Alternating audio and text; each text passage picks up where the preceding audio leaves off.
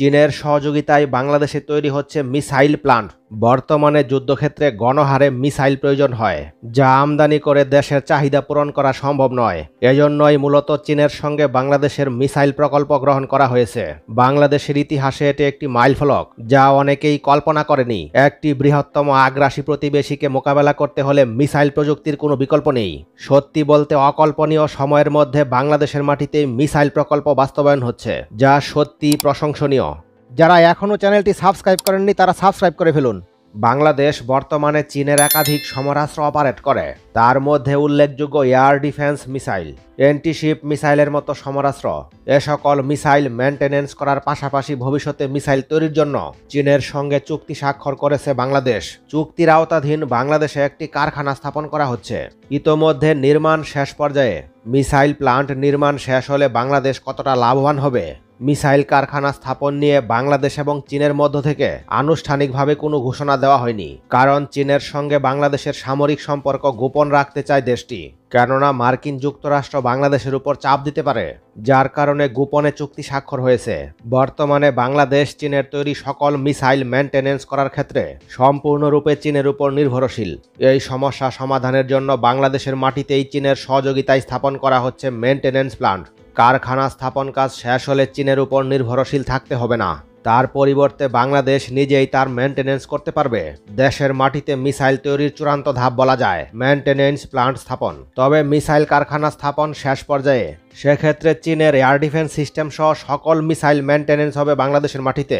পরবর্তীতে চীনের একাধিক মিসাইল দেশের মাটিতেই উৎপাদন শুরু হবে। ইতোমধ্যে চীনের ম্যানপেট এয়ার ডিফেন্স সিস্টেম বাংলাদেশের মাটিতেই তৈরি হয়। পরবর্তী পরিকল্পনা short range air defence system দেশের মাটিতেই তৈরি হবে, যার রেঞ্জ হবে 17 কিলোমিটার পর্যন্ত। পাশাপাশি 40 থেকে 45 কিলোমিটার রেঞ্জের WS-22 রকেট তৈরি হবে। চীন বাংলাদেশের কৌশলগত মিত্র।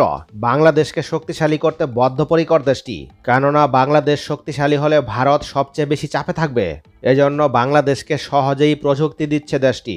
মিসাইল প্লান্ট স্থাপন হবার পর দেশের মাটিতে এয়ার ডিফেন্স মিসাইল এবং শর্ট রেঞ্জ রকেট গণহারে উৎপাদন হবে। ধারাবাহিকভাবে বাংলাদেশ লং রেঞ্জ রকেট এবং ব্যালিস্টিক মিসাইলের মতো ক্ষেপণাস্ত্র তৈরির দিকে অগ্রসর হবে, কেননা একটি দেশ মিসাইল তৈরির দিকে অগ্রসর হয় ধারাবাহিকভাবে।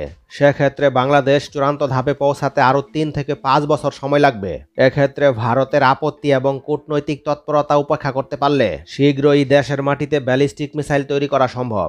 যারা এখনও চ্যানেলটি সাবস্ক্রাইব করেননি তারা সাবস্ক্রাইব করে ফেলুন। বাংলাদেশ সেনাবাহিনী একটি দুর্ভেদ্য আকাশ প্রতিরক্ষা ব্যবস্থা গঠনের কাজ চালিয়ে যাচ্ছে। এক্ষেত্রে প্রযুক্তি নিয়ে বাংলাদেশ এয়ার ডিফেন্স সিস্টেম তৈরি করবে, অন্যথায় বিশাল চাহিদা পূরণ করা সম্ভব নয়।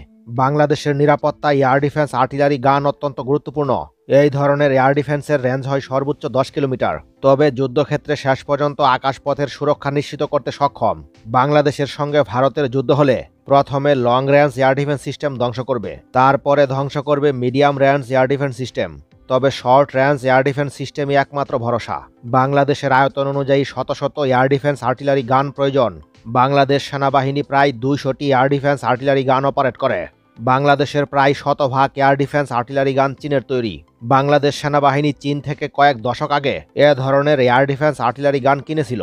বাংলাদেশের নিরাপত্তায় 200 থেকে 300টি এয়ার ডিফেন্স আর্টিলারি গান যথেষ্ট।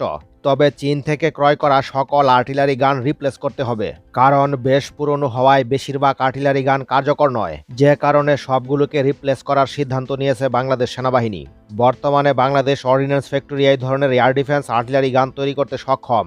তবে অন্য দেশের সহযোগিতা লাগবে, কারণ সকল প্রযুক্তি আয়ত্ত করার মতো দক্ষতা এখনও অর্জন করতে পারেনি। তবে এয়ার ডিফেন্স আর্টিলারি গান বাংলাদেশের লাগবেই। সেক্ষেত্রে এমন একটি অপশন নির্বাচন করতে হবে যার কোয়ালিটি অসাধারণ, পাশাপাশি মূল্য সাশ্রয়ী। বাংলাদেশ জার্মানির রেইনমেটাল কোম্পানির Oerlikon air defence system order করলেও তা দেশের মাটিতে তৈরি করা সম্ভব নয়, কারণ অত্যন্ত ব্যয়বহুল। তাছাড়া সহজে প্রযুক্তি হস্তান্তর করবে না। বাংলাদেশ যদি শত শত তৈরি করে তাহলে সেই প্রস্তাব গ্রহণ করতে পারে। বাংলাদেশের জন্য সবচেয়ে আদর্শ অপশন তুরস্কের কুরকুট এয়ার ডিফেন্স আর্টিলারি গান। এর সবচেয়ে বড় সুবিধা হলো এটি সেলফ প্রোপেলড আর্টিলারি গান, অর্থাৎ এই এয়ার ডিফেন্স সিস্টেমটি সহজে বহনযোগ্য এবং যে কোনো জায়গায় মোতায়েন করা সম্ভব। তুরস্কের অ্যাসেসান কোম্পানি 2016 সালে সার্ভিসে আনে। ইতোমধ্যে লিবিয়া যুদ্ধে সফলতা পেয়েছে, কারণ বেশ কয়েকটি অ্যাটাক ড্রোন ধ্বংস করতে সক্ষম হয়। এছাড়া ইরাক এবং সিরিয়া সীমান্তে মোতায়েন করেছিল তুরস্কের সেনাবাহিনী। কুরকুট এয়ার ডিফেন্স সিস্টেমের সর্বোচ্চ রেঞ্জ 4 কিলোমিটার।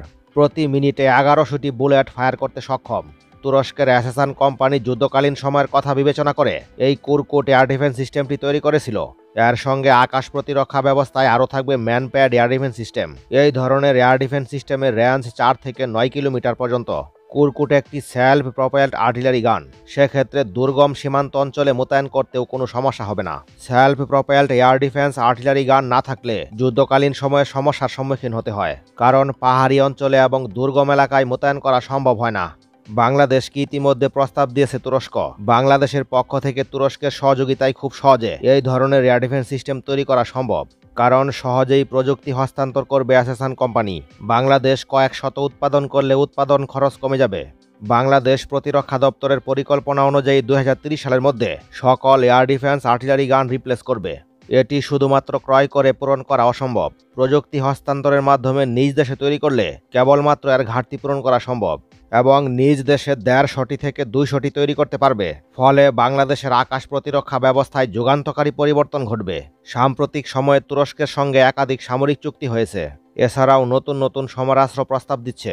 বাংলাদেশ শুধু সাশ্রয়ী মূল্যে নয়, কোয়ালিটিকেও প্রাধান্য দিচ্ছে, যার ফলে চীনের সমরাস্ত্র কমিয়ে দিয়ে তুরস্কর দিকে ঝুঁকছে।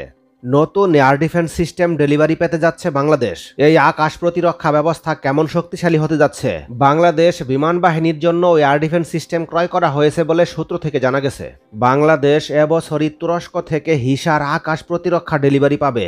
এখন অনেকের মনে প্রশ্ন থাকতে পারে, তুরস্কের এই হিসার এয়ার ডিফেন্স সিস্টেম বিশ্ব দরবারে কতটা শক্তিশালী? তার পাশাপাশি এটাও আমাদের জানা দরকার যে এই এয়ার ডিফেন্স সিস্টেমটি যুদ্ধকালীন সময়ে কতটা কার্যকরী ভূমিকা পালন করতে পারবে বাংলাদেশের জন্য। বর্তমান বিশ্বে অন্তত 20 থেকে 25 ধরনের medium range air defence system রয়েছে। কোয়ালিটি এবং গুণগত মান হিসেবে এর অধিকাংশই প্রায় সমান সমান। তুরস্কের আকাশ প্রতিরক্ষা তৈরির তেমন কোনো অভিজ্ঞতা নেই বললেই চলে, তবে man portable air defence system তৈরির অভিজ্ঞতা রয়েছে। তবে এখানে একটি আশ্বস্তের বিষয় হলো, অভিজ্ঞতাই কেবল একমাত্র মাপকাঠি নয়।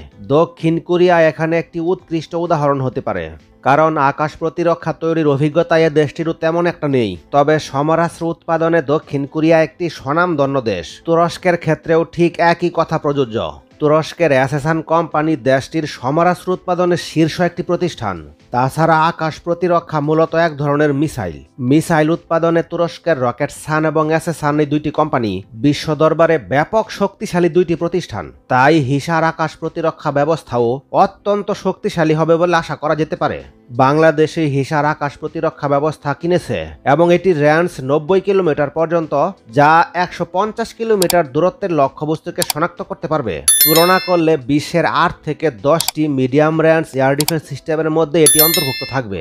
যেহেতু বাংলাদেশ প্রথম ক্রয় করছে, তাই বাংলাদেশের জন্য এটিই হতে পারে পারফেক্ট একটি এয়ার ডিফেন্স সিস্টেম। এ ব্যাপারে আপনাদের মতামত কমেন্টের মাধ্যমে জানিয়ে রাখুন। পরবর্তী নতুন ভিডিও সবার আগে পেতে চাইলে একটি লাইক দিয়ে চ্যানেলটি সাবস্ক্রাইব করে রাখুন।